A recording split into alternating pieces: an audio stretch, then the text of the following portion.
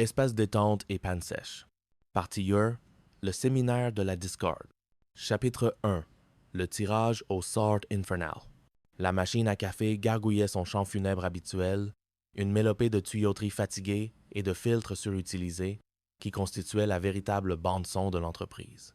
C'était un monolithe beige, trônant au centre de ce que la direction appelait avec une fierté non dissimulée l'espace détente, une zone de quelques mètres carrés délimitée par une moquette d'un gris légèrement plus déprimant que celui du reste de l'étage et 3 plantes vertes en plastique qui avaient renoncé à toute prétention de réalisme depuis l'éclatement de la bulle Internet. Autour de ce totem fumant, l'open space s'étendait dans toute sa splendeur du début des années 2000. Des écrans cathodiques profonds comme des aquariums trônaient sur chaque bureau, leurs ventilateurs poussifs ajoutant un bourdonnement asthmatique au concert ambiant. Un enchevêtrement de câbles gris serpentait sous les postes de travail, tel un nid de pitons informatiques. Sur une armoire métallique, relique d'une ère technologique déjà presque oubliée, un Minitel Magis prenait la poussière, son clavier jauni par le temps et l'indifférence. C'était dans ce décor, à la fois familier et désespérant, que les drames quotidiens de la vie de bureau prenaient racine. Ce matin-là, l'air était plus lourd que d'habitude. L'odeur de café éventé se mêlait à une tension palpable, une sorte d'électricité statique qui précédait l'orage. Jean-Claude, le commercial dont la confiance en soi était inversement proportionnelle à sa subtilité, tenait la cour, un gobelet en plastique à la main. « Non, mais je vous le dis, les gars, cette année, le séminaire, ça va être de la balle. » Claironna-t-il, son après-rasage bon marché flottant comme un avertissement olfactif. Son argot, déjà légèrement daté, trahissait un effort constant pour rester dans le coup. À ses côtés, Hervé Dumont hochait la tête avec l'enthousiasme naïf d'un Golden Retriever. Ancien chef scout, il voyait encore l'entreprise à travers le prisme de la camaraderie et des feux de camp, une vision du monde que ses collègues trouvaient alternativement touchante et exaspérante. Ah oui, l'esprit d'équipe, la solidarité, c'est ça qui compte. Jen et Maeva, regroupés près de la fenêtre comme deux gazelles sentant l'approche du prédateur, échangèrent un regard entendu. Le mot « séminaire » suffisait à leur donner des sueurs froides. Le dernier en date avait impliqué une course d'orientation sous une pluie battante et un atelier « confiance », où il fallait se laisser tomber en arrière dans les bras de Jean-Claude. Maeva en avait encore des frissons. C'est à cet instant précis que Jean-Guy Cointre, le directeur administratif et financier, fit son apparition. Jean-Guy était l'incarnation parfaite du cadre supérieur façonné par le moule des grandes écoles. Il se déplaçait avec une raideur qui semblait être le résultat d'années passées à ingurgiter des tableaux Excel et des manuels de procédure. Il s'arrêta devant le petit groupe, ajusta ses lunettes et prit une profonde inspiration, comme un acteur s'apprêtant à déclamer un monologue particulièrement ardu. « Bonjour à toutes et à tous », commença-t-il d'un ton qui se voulait convivial, mais qui sonnait comme la lecture d'un rapport d'audit. « J'ai une communication importante à vous faire concernant notre prochain séminaire de cohésion. Comme vous le savez, dans le contexte économique actuel, et suite à la nécessaire rationalisation de nos processus post-bull technologiques, la direction a décidé de procéder à une optimisation des ressources allouées. Un silence perplexe s'installe. » Jean-Guy parlait une langue étrangère, un dialecte managérial connu sous le nom de langue de bois, où chaque mot servait à obscurcir la réalité plutôt qu'à l'éclairer. Il enchaîna, visiblement satisfait de son effet. En conséquence, et afin de maximiser la synergie interpersonnelle tout en respectant les contraintes budgétaires, il a été décidé que l'hébergement se ferait en chambre partagée de 2 personnes. La bombe était lâchée. Le gargouillis de la machine à café sembla soudain assourdissant. « C'est pas vrai », lâcha Maeva, l'incrédulité faisant trembler sa voix. Jean-Claude fut le premier à réagir, son cerveau de prédateur analysant instantanément les implications. « Mais dites-moi, c'est pas mixte, au moins ?» demanda-t-il, une lueur d'espoir dans le regard. « Ah bah non, non, non, répondit Jean-Guy, avec une moue de désapprobation, comme si l'idée même était une hérésie. Nous restons dans un cadre professionnel, bien entendu. » L'espoir de Jean-Claude s'éteignit aussi vite qu'il était apparu. Pour les autres, ce fut le début de l'horreur. L'idée de partager une chambre, un espace intime, avec un collègue était une violation directe de cette frontière sacrée entre la vie privée et la vie professionnelle que la loi sur les 35 heures et les jours de RTT avait si péniblement érigée. Le séminaire n'était plus une simple corvée. C'était une intrusion, une annexion de leur sphère personnelle par l'entreprise. « Vous imaginez 2 secondes dans la chambre avec Jean-Claude » murmura Jeanne, un frisson de dégoût la parcourant. Oh, pardonnez-moi là, s'offusqua l'intéressé, faussement blessé. Ou moi, avec Jean-Guy, ajouta Maëva. L'image de Jean-Guy en pyjama, pliant méticuleusement son pantalon de costume sur une chaise, était plus terrifiante encore. Ne me décevez pas, ma fille. Avec André, frémit Jeanne, André, du service comptabilité, était un homme dont le silence était plus inquiétant que n'importe quelle parole.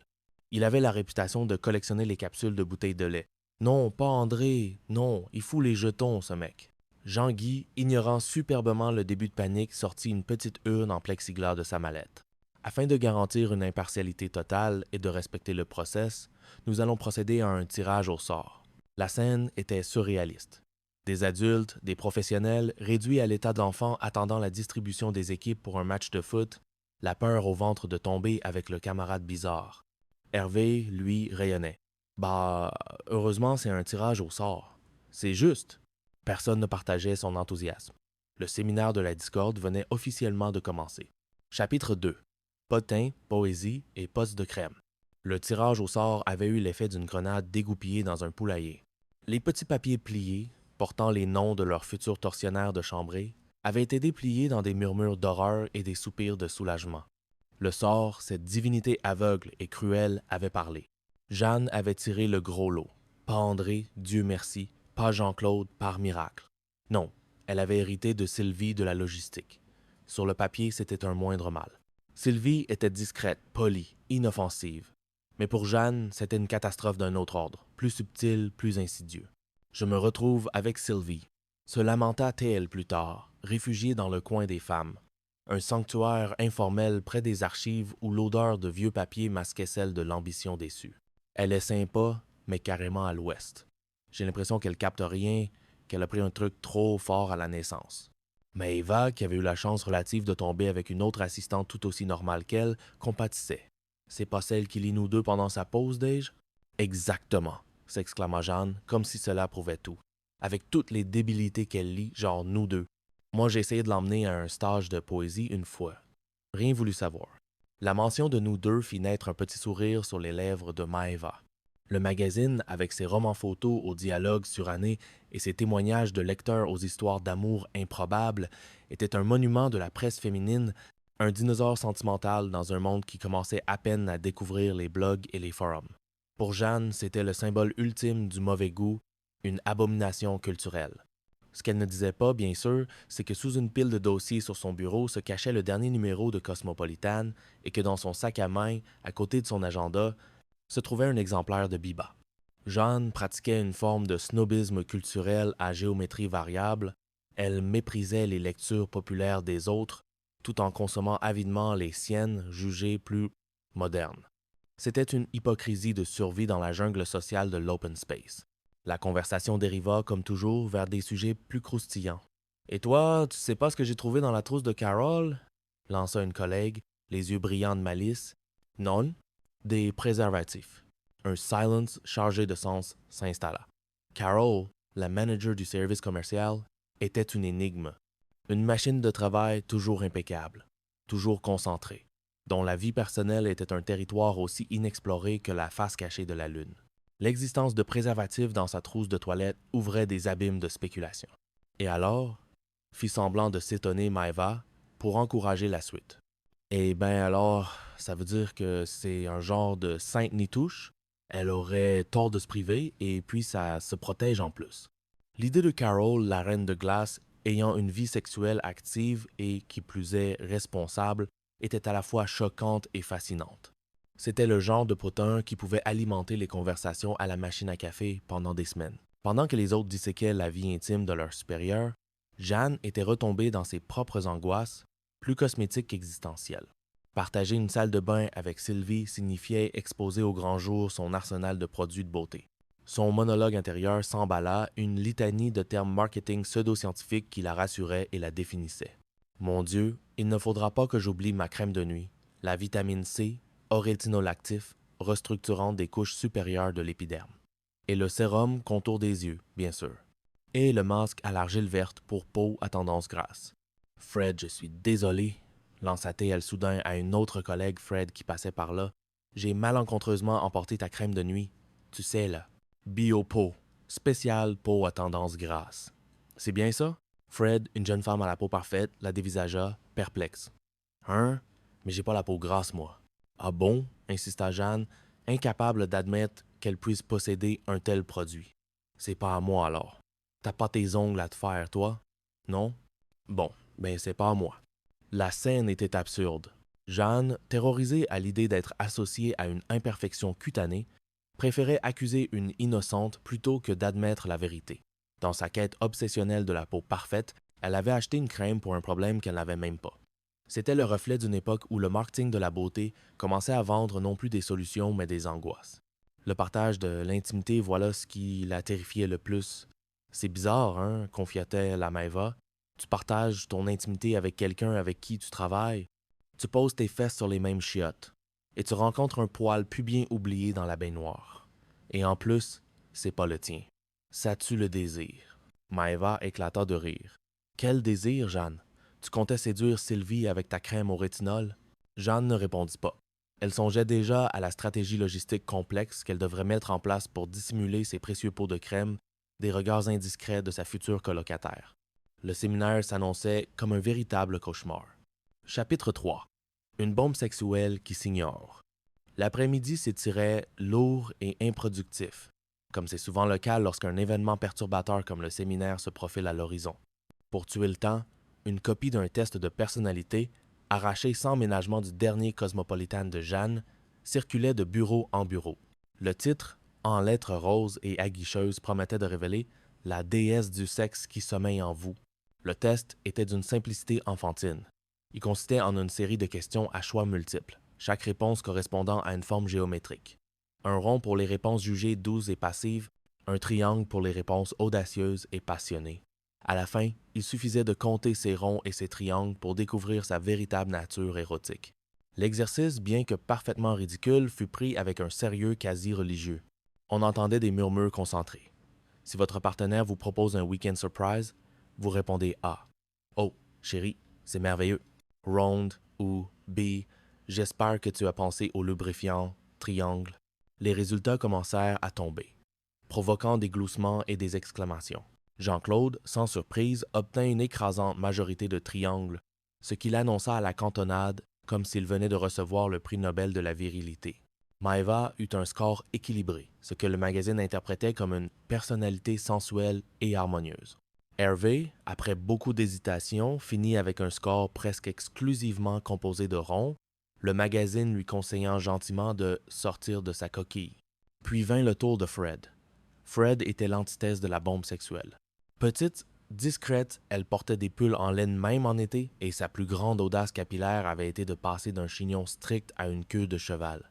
Elle répondit au questionnaire avec une honnêteté désarmante, choisissant les réponses qui lui semblaient les plus logiques sans se soucier de leur signification cachée.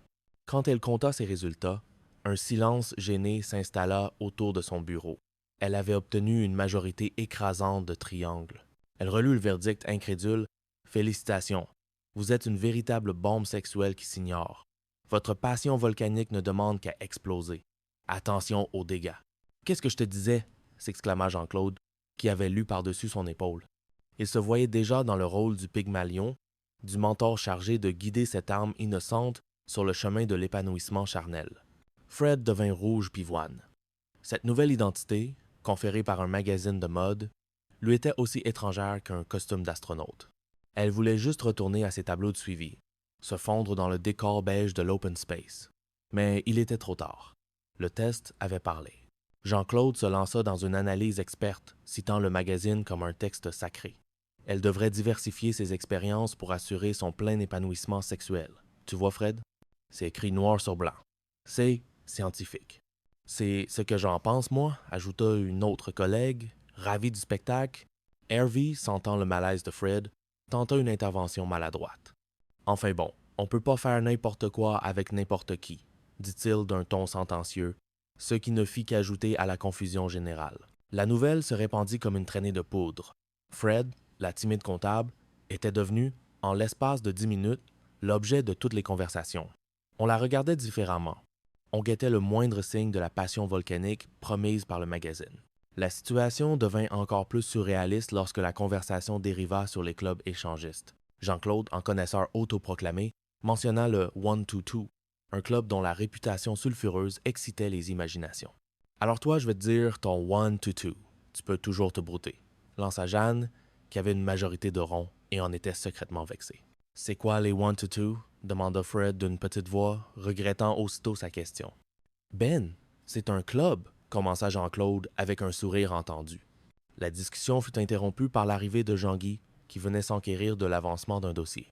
Le groupe se dispersa en un instant, laissant Fred seul avec son nouveau statut de bombe sexuelle, et la certitude que ce séminaire serait encore pire qu'elle ne l'avait imaginé. Alors que le bureau reprenait son activité normale, certains ne pouvaient s'empêcher de penser à cette nouvelle forme de rencontre qui commençait à faire parler d'elle, Internet. Des sites aux noms étranges comme Meetic.fr, lancés quelques mois plus tôt en novembre 2001, ou Amoureux.com, promettaient de trouver l'âme sœur grâce à des algorithmes. L'idée semblait encore relever de la science-fiction. On se demandait quel genre de personne pouvait bien chercher l'amour sur un écran d'ordinateur. Peut être, se disaient certains en jetant un regard à Fred, que c'était une solution pour les bombes sexuelles qui s'ignoraient. Chapitre 4. Le théorème de Jean-Claude. Jean-Claude était un homme de plans. Des plans de vente, des plans de carrière et surtout des plans de séduction. Chacun était élaboré avec une logique qui lui était propre, une sorte de rationalité tordue qui, à ses yeux, était infaillible. Face à la perspective intolérable de partager une chambre avec un autre homme pendant 2 nuits, une situation qui, selon lui, risquait de brouiller son champ magnétique viril, il avait décidé de ne pas laisser le hasard décider pour lui. Il allait soumettre le hasard à la science. Sa science, il attira Hervé près de son poste de travail, l'air d'un conspirateur sur le point de révéler les secrets de l'univers.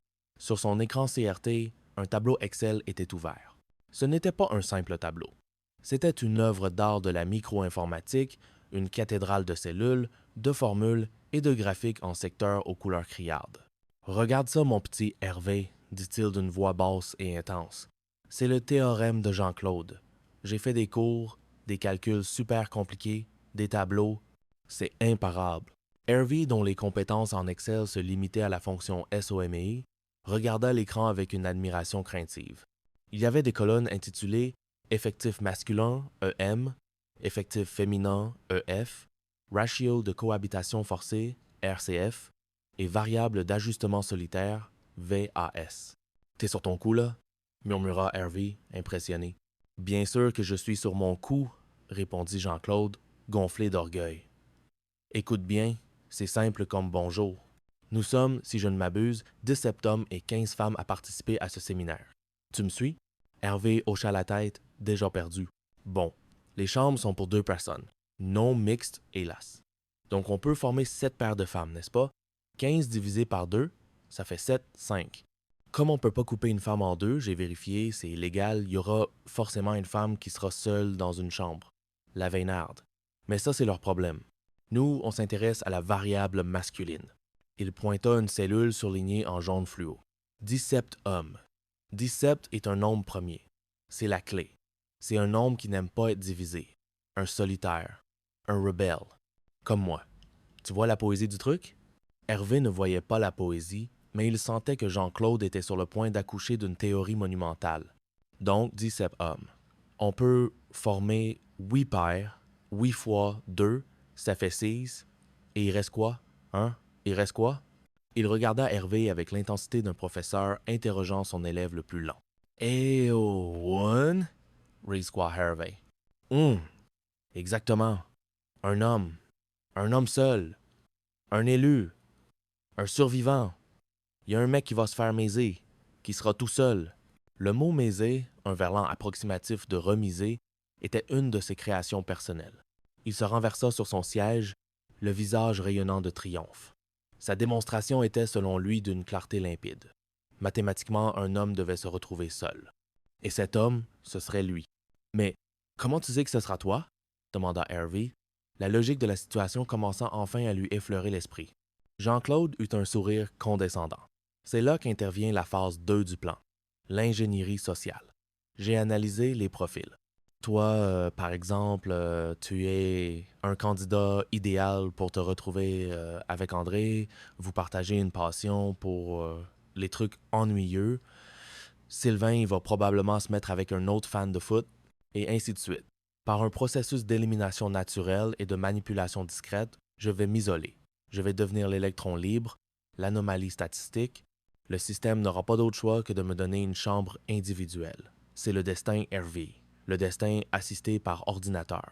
Il fit un clin d'œil et retourna à son tableau, peaufinant un graphique qui représentait les probabilités d'affinité masculine non désirée. Hervé s'éloigna, la tête pleine de chiffres et de théories fumeuses. Il n'avait pas tout compris, mais une chose était sûre, Jean-Claude était un génie.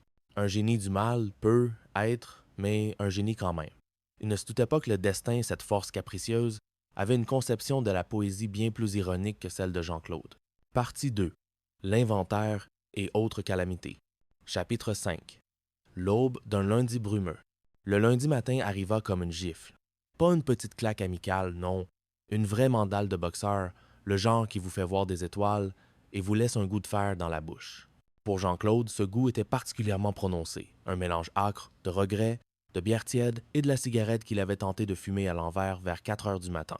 Il était assis à son bureau, mais son esprit flottait encore quelque part au-dessus de la ville, dans la stratosphère de la gueule de bois. Chaque son était une agression. Le clic d'une souris, une torture, la sonnerie d'un téléphone, une déclaration de guerre. Il ferma les yeux et les images du week-end défilèrent en saccades. Des bribes de conversation dans un bar bruyant, l'ambiance électrique d'une teuf improvisée dans un entrepôt désaffecté, une de ces free parties qui fleurissaient à l'époque, alimentée par des basses puissantes et un sentiment de liberté précaire. Et puis, il y avait eu ce moment de clarté absolue, de communion avec l'univers. C'était vers 5 heures du matin. Il avait quitté la fête, cherchant un peu d'air frais. Il s'était retrouvé allongé sur un trottoir, la joue collée au bitume froid et granuleux. Et là, une révélation l'avait frappé. « Tu peux pas imaginer, » murmura-t-il à Hervé, qui venait de lui tendre un café avec la sollicitude d'un infirmier. À 5 heures du matin, j'étais vautré dans les vagues bleues, et là je tombe amoureux d'un trottoir. Je pouvais plus le quitter, j'étais bien. Hervé le regarda avec une inquiétude non feinte. « T'es sûr que ça va, Jean-Claude? »« Oui, je sais, oui, » continua Jean-Claude, ignorant la question. « Dis pas « je sais ». Pour moi, c'était comme une révélation. J'étais bourré, d'accord. Et là, je flottais comme un avion. Te sentir bien quand tu fous le camp. Son envolée lyrique fut brutalement interrompue par une voix sèche et sans appel. Jean-Claude. C'était Jean-Guy. Il se tenait là, droit comme un i, son costume impeccable une insulte à l'état de décomposition de Jean-Claude. Franchement, dit Jean-Guy, le mot franchement sonnant dans sa bouche comme une condamnation, je crois qu'il est toujours en plein vol. T'as pas fini ton kérosène, Jean-Claude. C'est drôle, ça, marmonna Jean-Claude. Non, ce n'est pas drôle, rétorqua Jean-Guy, son ton se durcissant. Parce que ne pas venir le vendredi et arriver le lundi dans cet état, ça promet une belle semaine. Surtout la semaine de l'inventaire. L'inventaire. Le mot résonna dans le crâne de Jean-Claude comme un gong funèbre. L'inventaire annuel était la pire corvée de l'année. Une descente dans les limbes de la bureaucratie où il fallait compter chaque stylo, chaque ramette de papier, chaque trombone. C'était l'antithèse de sa philosophie de vie. « On est lundi ?» demanda Taille, comme si cette information pouvait encore changer quelque chose. « Oui, Jean-Claude, on est lundi », confirma Jean-Guy avec une patience glaciale. « Et aujourd'hui, nous comptons les petites cuillères. Alors, tu vas te prendre une petite fraîcheur et tu vas essayer de ressembler à un employé de cette entreprise. Parce que si le grand patron te croise dans cet état, c'est mort. » Jean-Guy s'éloigna, laissant Jean-Claude seul avec son café et son désespoir. Il jeta un regard circulaire sur l'open space. Tout le monde semblait affairé, une fourmilière de faux-semblants. Mais il le savait. Sous les apparences, tout le monde redoutait cette journée. L'inventaire n'était pas seulement un décompte de matériel.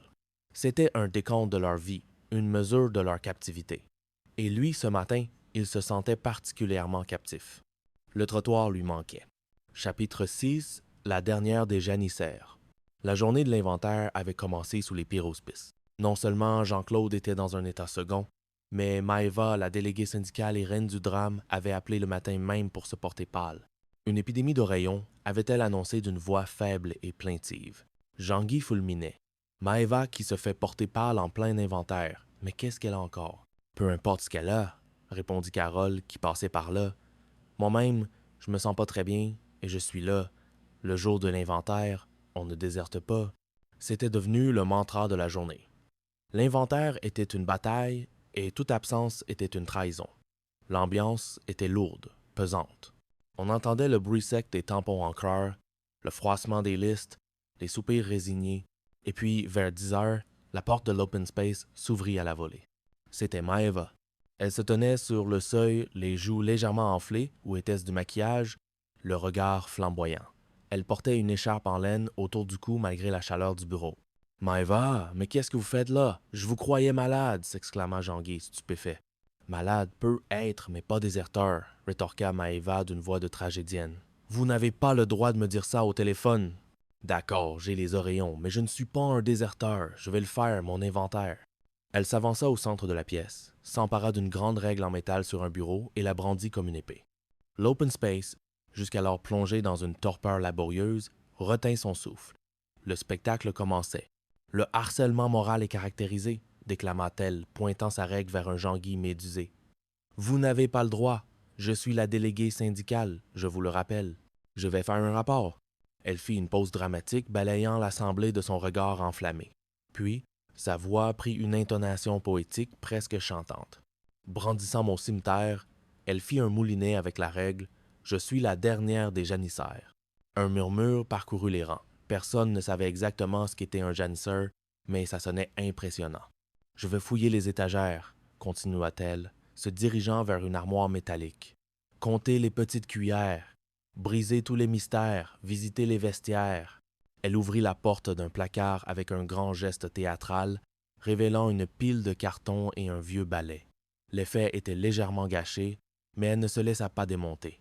Jean-Guy, ayant retrouvé un semblant de contenance, tenta de la raisonner. « Maeva, je vous en prie, rentrez chez vous. Acceptez mes excuses pour la 5e fois. Prenez le RER, rentrez chez votre mère. »« Non, je ne crois pas, » lança-t-elle, refusant de se laisser dicter sa conduite. « C'est l'heure de l'inventaire, et je vais le faire. » Et elle le fit. Pendant le reste de la matinée, Maeva parcourut le bureau, sa règle à la main, comptant les objets à voix haute avec une emphase ridicule, déclamant des alexandrins improvisés sur la quantité de trombones et la couleur des classeurs. Elle avait transformé la corvée la plus insipide de l'année en une performance d'art absurde, une rébellion poétique contre la tyrannie des chiffres. Ses collègues, d'abord interloqués, puis amusés, la regardaient faire avec une admiration secrète. Elle était leur Jeanne d'Arc, leur Don Quichotte, la folle magnifique qui osait défier le monstre de la bureaucratie. Grâce à elle, pour la première fois de l'histoire de l'entreprise, l'inventaire annuel n'était plus tout à fait un supplice. C'était devenu un spectacle. Chapitre 7. La fièvre du tango. L'effet stimulant de la performance de Maeva s'estompa rapidement, laissant place à la monotonie habituelle de l'après-midi. C'est pendant une pause café, alors que l'énergie collective était à son niveau le plus bas, que Jean-Claude décida de révéler sa nouvelle stratégie de conquête. « Les mecs, faut que je vous parle, » dit-il à Hervé et Sylvain, les attirant dans une conspiration à voix basse. « J'ai eu une épiphanie. Le tuning, les boîtes de nuit. C'est dépassé. J'ai trouvé le truc ultime pour séduire. » Hervé et Sylvain se regardèrent, intrigués. Venant de Jean-Claude, le truc ultime pouvait être n'importe quoi, d'un nouveau type de gel pour les cheveux à l'élevage de Chinchilla. « Depuis 3 semaines, je prends des cours de tango tous les mercredis soirs, » annonça-t-il avec la gravité d'un homme qui vient de découvrir le secret de la pierre philosophale. Le silence qui suivit fut lourd de perplexité. Le tango. L'image de Jean-Claude, avec sa démarche de cow-boy et son amour pour les jantes chromées, exécutant les passes complexes et passionnées de cette danse argentine, était difficile à visualiser. « Le tango ?» répéta Hervé, incrédule. « Le truc de Carlos Gardel, là, avec la brillantine dans les cheveux et la rose entre les dents? » « Exactement, » confirma Jean-Claude. « Je sais qu'apparemment, le tango, ça sonne un peu ringard. Mais moi, j'ai mes raisons. » Il se lança alors dans une explication détaillée. Il y a 2 mois, en zappant, il était tombé sur un reportage en noir et blanc, tourné dans un dancing, avec des danseuses de tango. Et pas n'importe lesquelles. La gonzesse de 35, 40, 45, 50, 55 ans. Je crache pas dessus, confia-t-il. Surtout si elle a la cuisse ferme et le regard de braise. Et pour séduire ce genre de nanas, faut savoir danser le tango. C'est la clé. Hervé secoua la tête avec une pitié non dissimulée.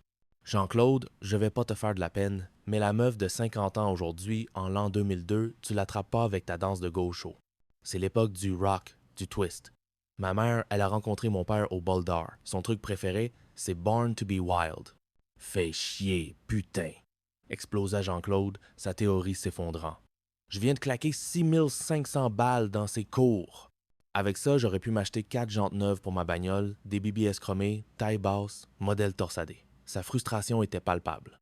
Il avait investi une petite fortune, non pas dans une passion, mais dans un outil de séduction qui s'avérait obsolète.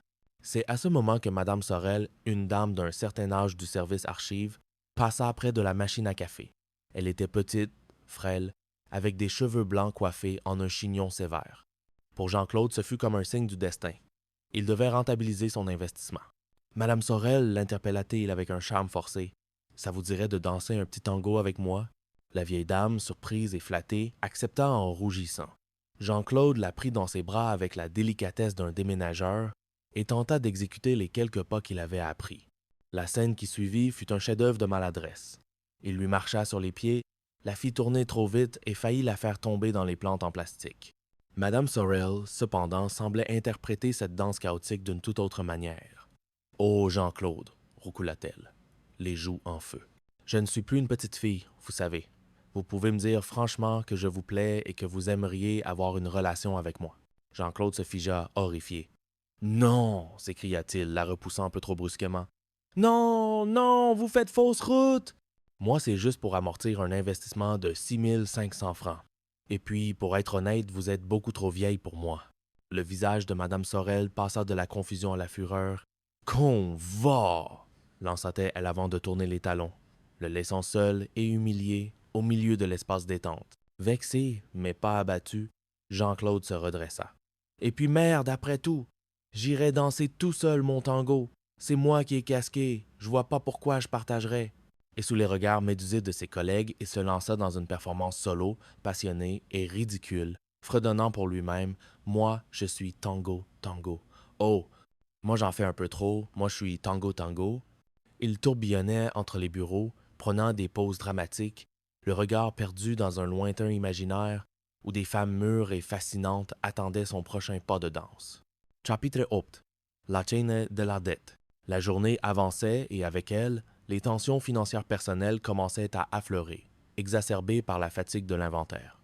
Tout commença avec Sylvain, le comptable, dont le visage était une étude de l'anxiété. Il tournait autour de Jean-Claude comme un satellite nerveux. « Jean-Claude, commença-t-il finalement, les 500 balles que tu me dois. C'est pas mon fric, c'est l'argent de la boîte. Je suis à la limite de la faute professionnelle, là. » Le mot balle flottait encore dans l'air, un vestige de l'ère du franc, même si les transactions se faisaient désormais en euros, ajoutant une couche de confusion à une situation déjà tendue. 500 francs, c'était environ 66 euros. Une somme non négligeable. « Mais attends, mais Maëva, bien sûr que je te les rends les 500 balles, » répondit Jean-Claude, sortant un billet de sa poche avec un grand geste. Sauf qu'il ne s'adressait pas à Sylvain, mais à Maëva qui passait par là, ignorant superbement le comptable. Il lui tendit le billet. « Tiens, Maëva, la cotise du CE. J'avais oublié ça depuis longtemps. » Sylvain resta bouche bée. Jean-Claude venait de le snowbird de la manière la plus spectaculaire qui soit. Il se tourna vers Hervé, qui avait assisté à la scène. Il est chiant, lui. On voit bien que c'est pas son argent. Hervé, toujours prêt à rendre service, décida de prendre les choses en main. Il alla voir Jean-Claude. « Dis donc, ce promo, je sais pas si tu te souviens, mais tu me devais 500 balles. Pour le concert à Lyon. Celui qui était pourri. »« Ah oui, ça y est, ça me revient, » dit Jean-Claude, feignant un éclair de mémoire. « J'avais effacé ça de ma mémoire. Attends.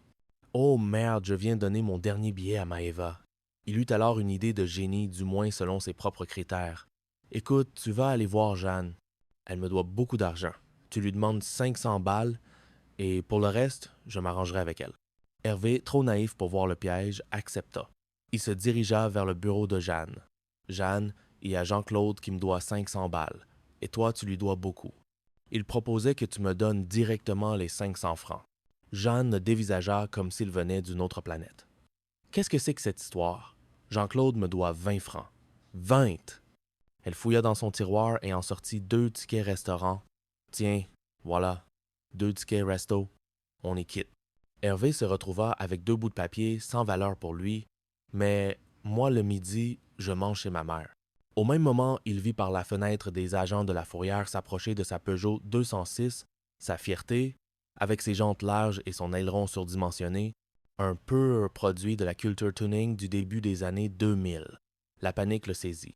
Il avait besoin de 400 francs, et vite. Il se précipita vers Sylvain. « Sylvain, t'as combien sur toi, là? File-les-moi!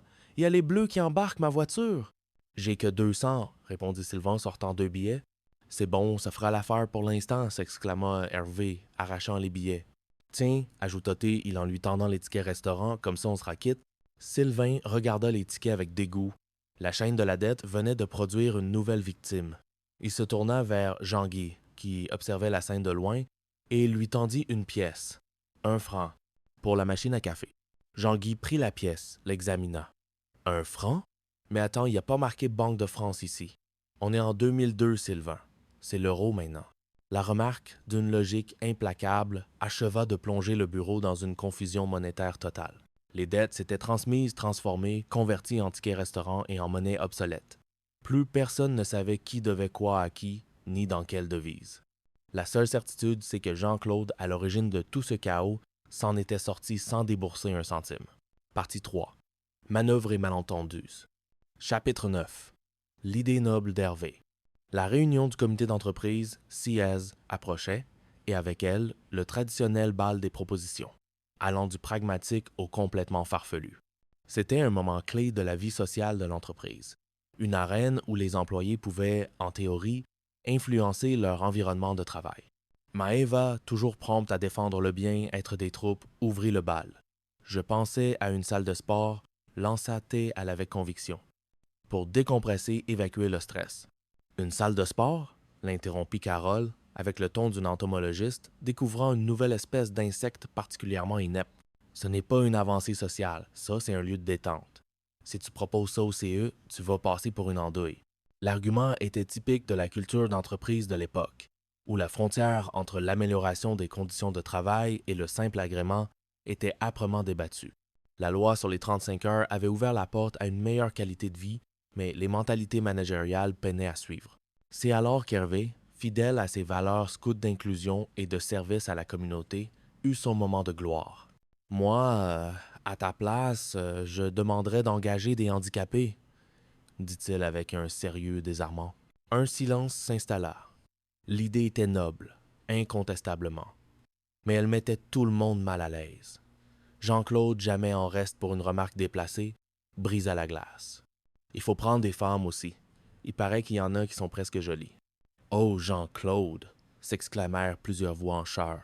Mais l'idée d'Hervé avait fait son chemin dans les esprits calculateurs de la direction. Jean-Guy et Carole y virent immédiatement une opportunité en or. Des subventions gouvernementales, une image d'entreprise citoyenne et responsable, un article dans la presse locale.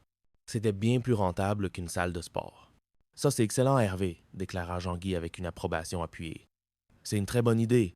Noble, altruiste. » Il jeta un regard méprisant à Maëva. « Pas comme une salle de sport. » L'affaire fut rapidement conclue. La direction valida la proposition d'Hervé. La semaine suivante, une nouvelle recrue devait arriver. Javier Schuller. Un nom qui sonnait étrangement familier. « C'est de la famille du Big Boss, hein? » demanda quelqu'un. « Ouais, c'est son neveu, confirma une source bien informée. » La noblesse de l'idée d'Hervé venait de prendre une teinte légèrement plus cynique. Il ne s'agissait pas seulement d'altruisme, mais aussi de népotisme déguisé. Le problème suivant fut logistique. Où installer Javier? Le bureau d'Hervé, malgré ses 26 mètres carrés, l'équivalent d'un petit appartement au bord de la mer, ironisa Jean-Claude, était encombré de colis. Celui de Jean-Claude était trop. Eh bien, trop Jean-Claude. La délicatesse n'était pas son fort. Après un jeu de patates chaudes où chacun exposa les raisons pour lesquelles son propre bureau était inadéquat, Jean-Guy se dévoua avec une magnanimité théâtrale. « C'est mon idée, mentit-il, sans scier, s'appropriant la proposition d'Hervé. Je vais le prendre dans mon bureau. C'est bon. » Il se tourna vers Carole, le visage empreint d'une fausse modestie. « Je vous remercie infiniment d'avoir été sensible à l'idée d'Hervé et d'accueillir au sein de notre entreprise des personnes dites différentes. » La scène était un chef-d'œuvre d'hypocrisie corporate. L'idée d'Hervé, née d'une sincère volonté de bien faire, avait été vidée de sa substance, transformée en un outil de communication et de management. Le pire, c'est qu'Hervé, dans sa candeur, était ravi. Il avait l'impression d'avoir vraiment fait une différence. Il ne voyait pas que son idéalisme venait d'être recyclé en stratégie d'entreprise. Chapitre 10. La lettre perdue. Carole était l'efficacité incarnée. Son bureau était un modèle d'organisation, ses dossiers alignés au millimètre près, son planning un chef-d'œuvre de gestion du temps. Elle exigeait de ses subordonnés le même niveau de rigueur, ce qui créait des frictions constantes avec Maeva, dont l'approche du travail était, disons, plus impressionniste. Maeva, dit Carole d'un ton qui ne souffrait aucune réplique. Je vous ai déjà dit 100 fois, si vous avez des suggestions à me faire concernant la rotation des approvisionnements, vous les mettez par écrit. Vous me faites un rapport. Et je le lirai. C'est clair, non? Oui, oui, très clair, répondit Maeva, tout en cherchant frénétiquement quelque chose sur son bureau en désordre. Ça va éviter les guerres intestines entre services, ajouta Carole, se tournant vers Jean-Guy qui venait d'entrer. Ici, ce n'est pas un panier de crabes. Le climat est plutôt sain. Cette affirmation était si éloignée de la réalité qu'elle en devenait presque comique. Le bureau était moins un panier de crabes qu'un aquarium de piranhas déguisé en poisson rouge. Vous cherchez quelque chose, Maeva? Demanda Jean-Guy. Non, non, je cherche juste un truc, c'est tout, balbutia Maeva, la panique commençant à poindre dans ses yeux. Carol la regarda avec suspicion. Maeva, un bon élément. Confia-t-elle à Jean-Guy à voix basse, comme si Maeva était sourde. Elle s'investit beaucoup. Bon, faut parfois un petit peu la recadrer. Entre femmes, vous comprenez? Cette prétendue solidarité féminine était l'un des outils de management préférés de Carole. Elle l'invoquait pour justifier sa fermeté, se présentant comme une grande sœur bienveillante guidant sa cadette égarée. Soudain, Maeva devint blême. Le document. Je ne le trouve plus. Quel document? Parlez normalement, quoi, s'impatienta Carole. Votre lettre manuscrite, destinée à notifier les fautes professionnelles de Monsieur Joly. Le sang de Carole ne fit qu'un tour. Comment ça, vous avez perdu ma lettre? Mais c'est pas le genre de lettre qu'on perd, ça, Maeva. C'est du méga confidentiel. La situation était catastrophique. La lettre en question était une mise à pied, un document explosif.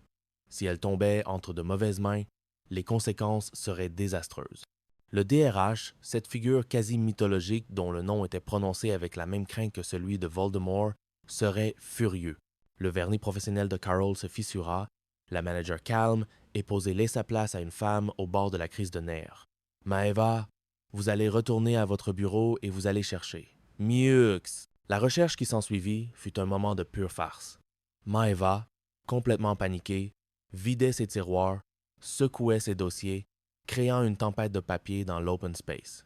Carole, debout derrière elle, lui donnait des ordres contradictoires, son angoisse montant à chaque seconde. « Regardez dans la corbeille à papier, sous le clavier, dans votre sac. » Jean-Guy observait la scène avec une fascination amusée. La prétendue délicatesse féminine et la solidarité dont Carole se vantait quelques minutes plus tôt avaient volé en éclats, remplacées par une panique hystérique. Finalement, après 10 longues minutes de chaos, Maeva s'immobilisa. « Je l'ai trouvée, » dit-elle d'une voix à peine audible. « Comment ça, vous l'avez retrouvée? Elle est où, cette putain de lettre? » hurla presque Carole, oubliant toute bienséance. Maeva leva lentement son pied. La lettre, pliée en 4, était collée à la semelle de sa chaussure, maintenue en place par un vieux chewing-gum. Un silence de mort tomba sur le bureau. Carole regarda la lettre, puis Maeva, puis Jean-Guy. Son visage passa par toutes les couleurs de l'arc-en-ciel. Elle tenta de retrouver sa contenance, d'endosser à nouveau son masque de manager imperturbable. « Un problème, mesdames? » demanda Jean-Guy avec une fausse innocence. Carole se tourna vers lui, le sourire crispé. « Non, non, pas du tout. Maeva attend juste que vous partiez pour venir me voir. Ça s'appelle la délicatesse féminine. » Personne ne fut dupe. La machine parfaitement huilée qu'était Carole venait de connaître sa première et spectaculaire panne sèche. Chapitre 11. Le Clown Triste.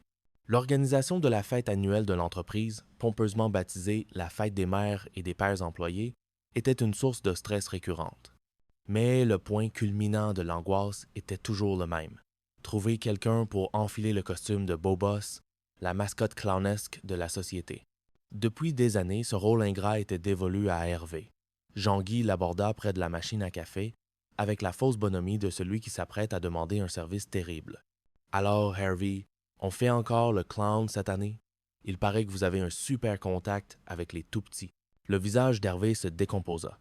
Il revoyait les fêtes passées comme une succession de traumatismes.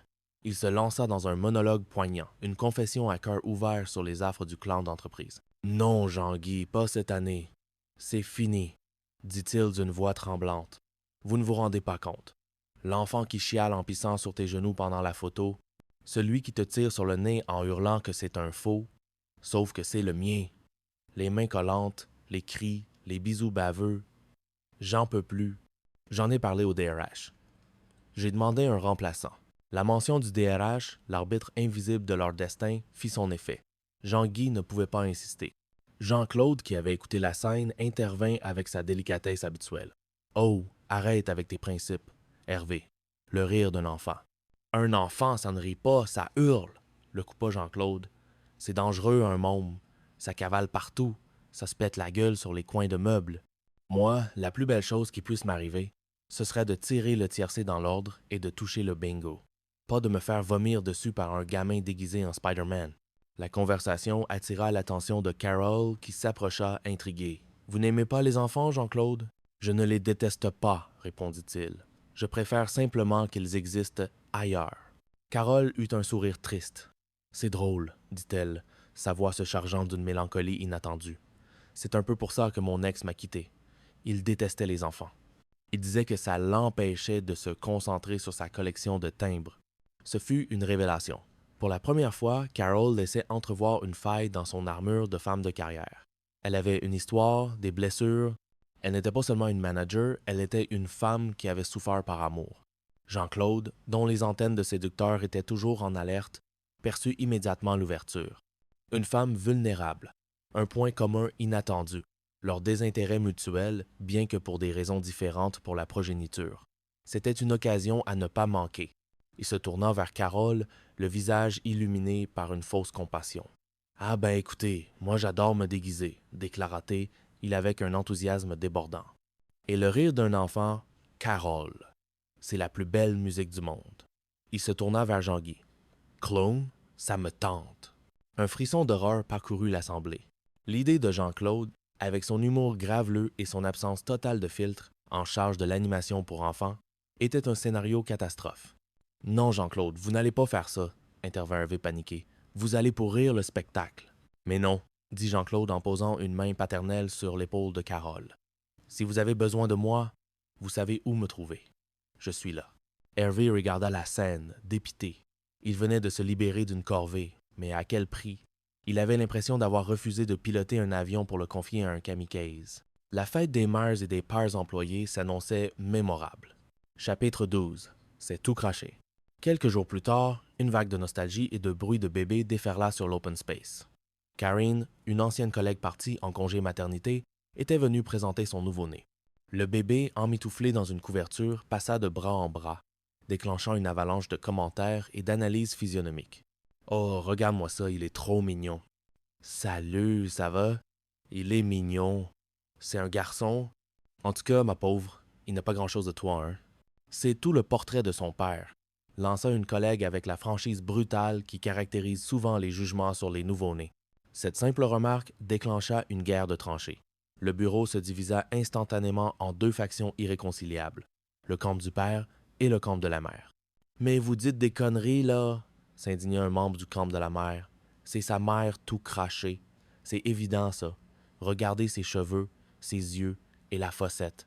C'est pas Karine, ça? » « N'importe quoi, » rétorqua un soldat du camp du père. « La fossette, elle va partir, et la couleur des yeux, ça peut très bien changer. Regardez le front! Ça, c'est pas sa mère! » Le débat devint de plus en plus technique et absurde. On disséquait chaque centimètre carré du visage du nourrisson, qui, lui, dormait paisiblement ignorant tout de la controverse qu'il suscitait. On invoquait des ressemblances avec des oncles, des grands-mères, des cousins éloignés. La génétique devenait une science de comptoir, où chacun défendait sa théorie avec la ferveur d'un avocat en pleine plaidoirie. Karine, la mère, souriait un peu dépassée. « De toute façon, moi, j'arrive pas à savoir à quoi il ressemble, ce gosse. » Jean-Claude, pendant ce temps, était resté à l'écart, observant la scène avec un petit sourire en coin. Il attendait son heure. Lorsque la cacophonie fut à son comble, il s'approcha lentement du groupe, comme un loup s'approchant d'un troupeau de moutons distraits. Il se pencha vers Karine, qui tenait le bébé. Il la regarda droit dans les yeux et, d'une voix calme et posée, juste assez forte pour que les belligérants les plus proches puissent l'entendre, il déclara « Je le reconnais. Quand je le vois, j'ai l'impression de me voir dans une glace. Je suis désolé. Le silence qui tomba sur l'open space fut total, absolu, presque assourdissant. Les débats cessèrent net. Les regards passèrent de Jean-Claude à Karine, puis au bébé, puis de nouveau à Jean-Claude. Les pièces du puzzle s'assemblèrent dans les esprits avec un clic audible, le front, la fossette, les yeux. Soudain, tout était clair. Karine, blême, attrapa son sac. Bon ben, si tout le monde est content, je vais y aller. Elle s'enfuit presque, laissant derrière elle un bureau pétrifié. Le mystère de la ressemblance venait d'être résolu de la manière la plus spectaculaire et la plus inappropriée qui soit. Jean-Claude, lui, retourna tranquillement à son bureau, l'air de celui qui vient de rendre un grand service à la science et à la vérité. Partie 4. Le point de rupture. Chapitre 13. Le pari du photocopieur. L'atmosphère au bureau était devenue électrique. La débâcle de Sylvain, qui avait été suspendu une semaine après sa crise de nerfs, avait laissé des traces.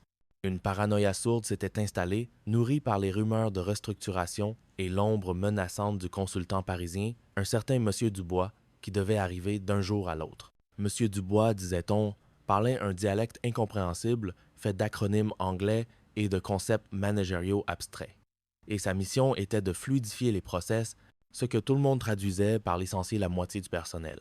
C'est dans ce climat de peur que Jean-Claude et Hervé, pour tromper l'ennui et l'angoisse, décidèrent de lancer un pari d'une stupidité abyssale.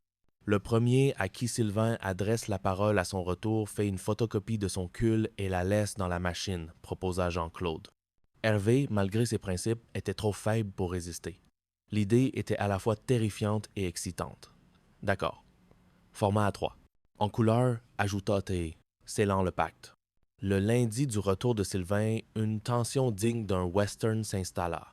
Tout le monde évitait son regard, de peur de déclencher le pari. Sylvain, de son côté, était devenu étrangement calme, presque distant. Il ne parlait à personne. Le piège se referma sur Hervé. En fin de journée, il croisa Sylvain près des toilettes. Par pure habitude, par réflexe de politesse, il lâcha un timide « Ça va, Sylvain ?» Il comprit son erreur une seconde trop tard. Le visage de Jean-Claude, qui observait la scène de loin, s'illumina d'un sourire sadique. Hervé avait perdu. Le soir venu, après le départ de tout le monde, Hervé s'acquitta de sa dette. Sous la supervision hilaire de Jean-Claude, il baissa son pantalon et appuya son postérieur sur la vitre froide du photocopieur. La lumière verte balaya ses fesses dans un flash aveuglant. Le résultat, qui sortit de la machine dans un bruit de rouage, était étonnamment artistique. Une image en noir et blanc, abstraite, presque lunaire. « Laisse-la là », ordonna Jean-Claude. « C'est la règle. » Le lendemain matin, le drame se noua.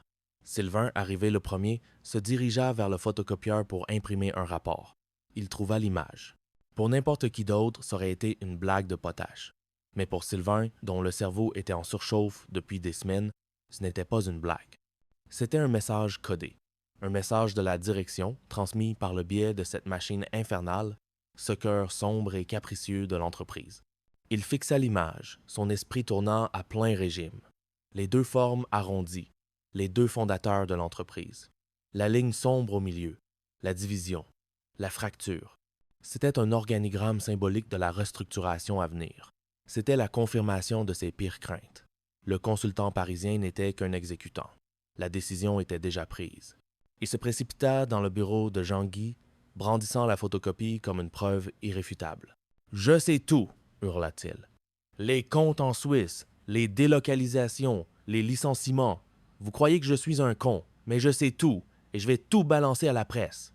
À Capital, à Envoyé spécial, à tout le monde. » Avant que Jean-Guy ne puisse réagir, Sylvain renversa son bureau, déchira une photo encadrée de la femme du patron et, dans un geste de défi ultime, urina dans la corbeille à papier. La sécurité intervint. Sylvain fut emmené, hurlant des menaces sur les vergers et les comptes en Suisse. Hervé, caché derrière son moniteur, était livide. Sa blague idiote venait de provoquer un effondrement psychotique et une crise institutionnelle majeure. Il se sentit submergé par une culpabilité immense. Il devait faire quelque chose pour se racheter. Il devait faire une bonne action, ce fut sa deuxième erreur fatale de la semaine. Chapitre 14. La maison de campagne. Rongé par le remords, Hervé cherchait désespérément un moyen de réparer les dégâts. Il ne pouvait pas avouer sa responsabilité dans l'affaire du photocopieur, mais il se sentait le devoir moral d'apporter un peu de bien dans ce monde de brutes. C'est alors qu'il eut une idée qui lui sembla sur le moment brillante. Jean-Claude se plaignait constamment de son petit appartement et de son besoin de se mettre au vert. Hervé, lui, avait la solution. La maison de campagne de ses parents, une charmante petite bâtisse en Normandie, inoccupée pour le week-end. « Tiens, Jean-Claude, dit-il, tendant un trousseau de clés. Prends la maison de mes parents pour le week-end. Ça te changera les idées. » Jean-Claude, flairant la bonne affaire, accepta sans hésiter. Il remercia chaleureusement Hervé, lui tapa dans le dos et promit de prendre grand soin de la maison. Le lundi matin, le téléphone sonna sur le bureau d'Hervé. C'était sa mère, sa voix au bord des larmes. « Hervé, c'est une catastrophe. On a été cambriolés. » Hervé sentit le sol se dérober sous ses pieds. Mais, comment? Jean-Claude était là. Jean-Claude? Quel Jean-Claude? La maison a été vidée. Tout. La télé, l'argenterie de grand-mère, même le frigidaire. Ils n'ont rien laissé. Hervé écouta, horrifié, le récit de sa mère. L'histoire, déjà terrible, prit une tournure surréaliste. Et le pire, Hervé, le pire, c'est ce qu'ils ont écrit sur le mur du salon, à la bombe de peinture. Elle sanglota. Ils ont dessiné une grosse bête. Et en dessous, ils ont marqué « Hervé a un rat dans le cul ». Hervé raccrocha, le souffle coupé. Il se tourna vers Jean-Claude, qui était en train de raconter ses exploits du week-end à qui voulait l'entendre. « Alors, Jean-Claude » demanda Hervé d'une voix blanche. Jean-Claude, réalisant que la nouvelle était tombée, tenta de minimiser. « Ah oui, le cambriolage, un truc terrible. Je me suis fait voler mon sac à dos dans la voiture. Il y avait tout dedans, les clés, l'adresse, le petit plan que tu m'avais fait. Comme un con, je l'ai laissé en vue sur le siège. » L'incompétence de Jean-Claude était si monumentale, si cosmique, qu'elle en dépassait l'entendement. Hervé explosa. « C'est de ta faute. Tout est de ta faute. » L'altercation attira l'attention de tout le bureau. Jeanne tenta de s'interposer. La femme du patron, qui était justement de passage pour récupérer un dossier, s'approcha pour voir ce qui se passait. La situation dégénéra en une mêlée confuse. Dans le chaos, Hervé bouscula Jeanne, qui tomba sur la femme du patron, qui elle-même faucha Jean-Claude. Ce fut une réaction en chaîne absurde, un domino humain qui se termina par un tas de corps gémissants au milieu de l'open space. Le résultat fut sans appel. 4 blessés légers, 4 égaux meurtris, et un aller simple pour l'hôpital pour tout le monde. La bonne action d'Hervé s'était transformée en un carnage. La culture d'entreprise, cette grande famille si chère à Jean-Guy, venait de connaître sa plus belle réunion aux urgences. Épilogue. Pour le plaisir, une semaine plus tard, un calme précaire était retombé sur l'open space. L'odeur d'antiseptique s'était dissipée, remplacée par l'arôme familier du café et de la résignation. Jean-Guy, imperturbable, dictait une note de service à sa nouvelle assistante. Objet, mise en place de nouveaux protocoles pour la gestion des actifs interdépartementaux et la prévention des risques psychosociaux en milieu collaboratif.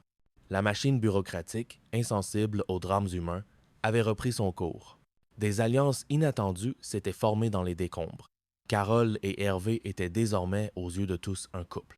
La rumeur avait enflé après qu'on les ait vus partager un taxi en sortant de l'hôpital. En réalité, c'était une manœuvre stratégique de Carole. Jean-Guy, dans un élan de compassion managériale mal placé, avait tenté de la consoler après l'incident. Et Carole avait vu dans cette fausse liaison le seul moyen de le tenir à distance. Hervé, de son côté, était ravi.